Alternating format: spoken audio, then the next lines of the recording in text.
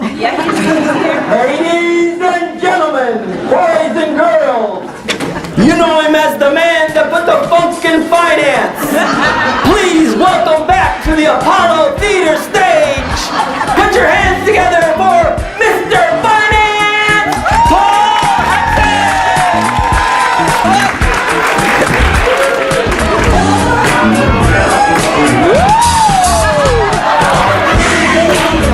Yeah!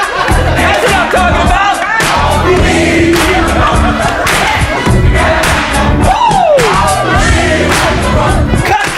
Here's how fear manifests itself. I'm walking around the room. I go to this wonderful table over here, and I'm trying to listen in.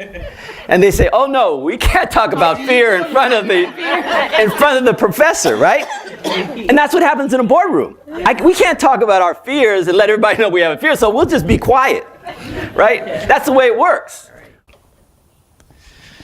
Now, in our personal lives, and I would argue in our nonprofit lives, we should be trying to have more income than expenses. Now, this is an argument in the nonprofit world about whether you should have net income, whether you should spend everything you make on your social mission. The reason I argue so strongly for net income is because I think sustainability requires you to have reserves. And you build reserves through net income, adding net income over time.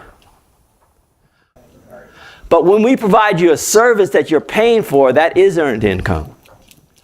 And at most nonprofits, it's an underappreciated source of income. It's a misunderstood source of income.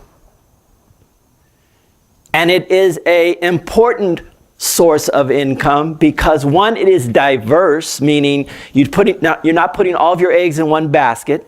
And secondly, it is sustainable, meaning as long as Ably provides quality service programs, there will be people that will pay for it. It's not dependent upon the goodwill of U.S. Bank.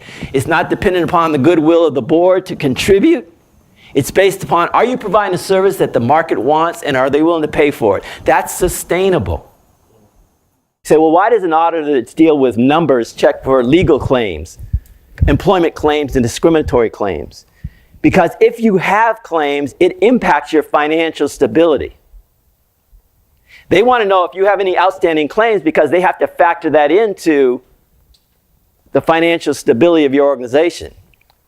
They could give you a qualified opinion if they think the risk here is too large. Let's say you have $1 million budget and $1 million in reserves and somebody's suing you for $3 million and they have a good case. You could get a qualified opinion. They look at your payroll taxes and they look at your insurance. Anything messed up in any of those categories, they should be telling you in the opinion letter. It'll say in the opinion letter, your payroll system is all messed up and therefore you have no idea if you're paying the appropriate taxes. Your checks and balances are all bad, so somebody writes a check, somebody approves the check, and somebody distributes the check and it's all the same person. Therefore, you have no way of knowing if they're ripping you off because it's all one person. The accountants will tell you that. That's why you engage them, that's why they work outside, and that's why they report back to you with your financial report and your opinion. It's not only a policy, there's actually a statement that you should sign each year that says you have no interest in any activities with your nonprofit.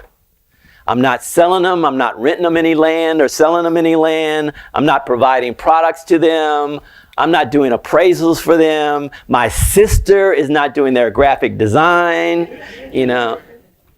This is a plug. I've built my business model on the assumption that there is no intermediary for nonprofits.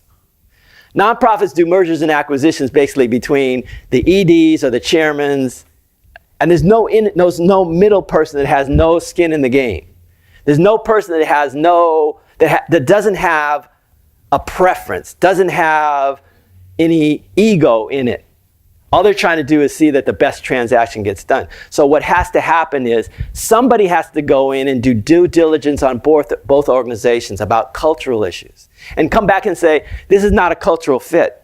It doesn't mean you can't do what you want to do. It's just you can't do it with these two organizations. What you need to do is have someone go out and find out the organization out there that has the cultural fit and make the proposal. The previous video included excerpts from a 2-hour seminar by Paul Hudson for executives that covered understanding nonprofit financial statements, audit reports, Tax Form 990, and sustainability strategies.